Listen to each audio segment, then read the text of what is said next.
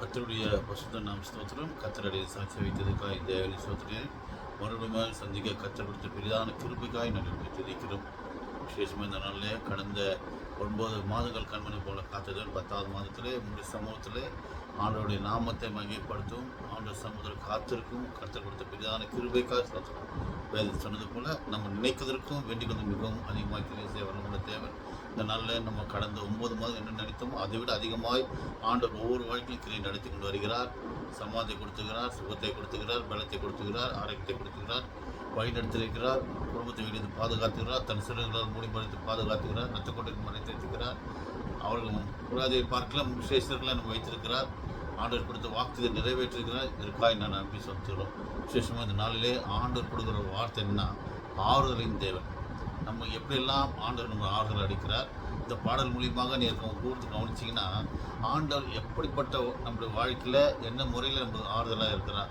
சில பேர் பார்த்திங்கன்னா போராட்டின் மத்தியில் பிரச்சனை மத்தியில் சொல்லும்போது யாரும் ஆறுதலாக சொல்ல பொறாமப்படுவாங்க, வைத்தல் போடுவாங்க, சில பேர் சந்தோஷப்படுவாங்க. ஆனால் ஆண்டவர்கிட்ட நம்ம ஒப்படைக்கும் போது ஆண்டவர்கிட்ட நம்ம காத்திருந்து சொல்லும்போது காரியங்களை விண்ணப்பிக்கும் போது அவர் நானே உன் தேவனை பரிகாரை கர்த்தர், நான் உனக்கு ஆறுதல் செய்வேன் சொல்கிறேன். ஹல்லேலூயா. இந்த நாளிலே ஆண்டவருடைய பாடல்களை பாட மாற்றிருக்க எனக்கு ஆண்டவர் கொடுத்த இந்த வார்த்தை ஆறுதலின் தேவன். ஹல்லேலூயா. இந்த நாளிலே பாடுகிறேன். ஆறுதலின் தெய்வமே உம்முடைய திரு சமூகம் எவ்வளவு இன்பமானது. ஆமே, எவ்வளவு இன்பமானது. ஆறுதலின் தெய்வமே உம்முடைய சந்நிதியில் தங்கியிருப்போ உண்மையிலே பாக்கியவான்கள். உம்முடைய சந்நிதியில் தங்கியிருப்போர் உண்மையிலே பாக்கியவான்கள். தூய மனதுடன் துதிப்பார்கள், தூய மனதுடன் துதிப்பார்கள், துதித்து கொண்டிருப்பார்கள். ஆமே, துதித்து கொண்டிருப்பார்கள். ஆறுதலின் தெய்வமே உம்மிலே பலன் கொள்ளும் மனிதர்கள் எல்லாம் உண்மையிலே பாக்கியவான்கள். உம்மிலே பலன் கொள்ளும் மனிதர்கள் எல்லாம் உண்மையிலே பாக்கியவான்கள். ஓடினாலும் களைப்படையார், ஓடினாலும் களைப்படையார், நடந்தாலும் சோர்வடையார். ஆமென், நடந்தாலும் சோர்வடையார். ஆறுதலின் தெய்வமே உம்முடைய திரு சமூகம் எவ்வளவு இன்பமானது. ஆமே, எவ்வளவு இன்பமானது. கண்ணீரில் பாதையில் நடக்கும் போதெல்லாம் களிப்பான நீரூற்றாய் மாற்றிக்கொள்வார்கள். கண்ணீரின் பாதையெல்லாம் நடக்கும் போதெல்லாம் களிப்பான நீரூற்றாய் மாற்றிக்கொள்வார்கள். வல்லமை மேலே வல்லமை கொண்டு, வல்லமை மேலே வல்லமை கொண்டு சீயோனை காண்பார்கள். ஆமென், சீயோனை காண்பார்கள். ஆறுதலின் தெய்வமே உம்முடைய திரு சமூகம் எவ்வளவு இன்பமானது.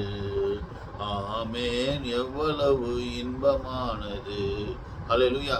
ஆண்டோடைய பாடலில் பாடும்போது ஆண்டு செய்கிற காரியம்னா ஆறுதலின் தேவன். அவர் சந்தையில் தங்கியிருக்குன்னா கிடைக்கிறதா பாக்கியம் தான் இருக்கணும், ஆசிரியக்கப்பட்டவர். ஆண்டோடைய ஆறுதலின் தேவன் போகணும்னா ஆண்டோடைய சந்தையில் உட்காரணும். உட்காரும் போது நமக்கு கிடைக்கிறது அவர்கள் பாக்கியம். ஏன்னா யாரெல்லாம் உட்கார முடியும் ஆண்டு சமூகத்தில்? உலகத்திலே காரியம் முடிச்சாங்க ஆண்டவர் பிள்ளைகள், அவர் காத்திருக்கிற பிள்ளைகள் சமூகத்தில் உட்காரும் போது தான் கொடுக்குற ஆசிரியர். அவர் சந்தையில் தங்கியிருக்கணும். அவர் சமூகத்தில் தங்கியிருக்கிற பிள்ளைகள், அவர் சந்தையில் வளர்கிற பிள்ளைகள் எந்தோம்னா பாக்கியம் தான் இருப்பாங்க. தூயமானது இருக்கணும். சில பேர் கசப்பு, வைராக்கியம், பொறாமை, எரிச்சல் இருக்கும். அப்படிப்பட்டவங்களும் ஆண்டு ஆசிரியர்கள் என்ன சொல்றாரு? தூயமானது துதிக்கணும். யாரெல்லாம் பரிசுத்தவளத்தை என்ன சொல்ல வேத சொல்ல பரிசுத்தவளத்தோடு தேவனை தொழுது கொள்ளுங்கன்றான். யாரெல்லாம் பரிசுத்தவளை துதிக்கும் போது தான் ஆண்டவர் ஆறுதலின் தேவனாக இருக்கிறார். ஹல்லேலூயா. முன்னர் வார்த்தை சொல்கிறார், பலன் கொள்கிற தெய்வமா. சோர்வு பலனம் பத்தியில் இருக்கும்போது ஆண்டவனை அழைக்கும் போது அவனுக்கு கொடுக்குற ஒரு ஆறுதல் பலன் கொடுக்க வளராக இருக்கிறார். ஹல்லேலூயா. அவர்களுக்கு உண்மையான பாக்கியம் உண்டு, அவர்களுக்கு உண்மையான ஆசைக்கப்பட்டது. யாரெல்லாம் இப்போ நான் சொல்கிறேன் பாருங்கள், யாரெல்லாம் பலன் தொடுறீங்களோ இந்த மூலியமாக கேட்கும் வார்த்தையை ஒவ்வொருத்த ஆண்டு கிரியை செய்வனாக. யாரெல்லாம் பலவீனத்தோடு பயத்தோடு நோய் வாழக்கூடிய எத்தனை ஆண்டுகள் எத்தனை மாதங்கள் எத்தனை வாரம் இருந்தாலும் இந்த நாளில் ஆண்டவர் கொடுக்குற ஆறுதலின் தேவன். ஹல்லேலூயா. அது ஆறுதல் மூலியமாக கொடுக்குறது அப்புறம் பலன் கொடுக்குறேன். நான் பலவீனத்து பத்திலே என் பலன் கொடுப்பேன்னு சொல்கிறார் ஆண்டவர். ஹல்லேலூயா.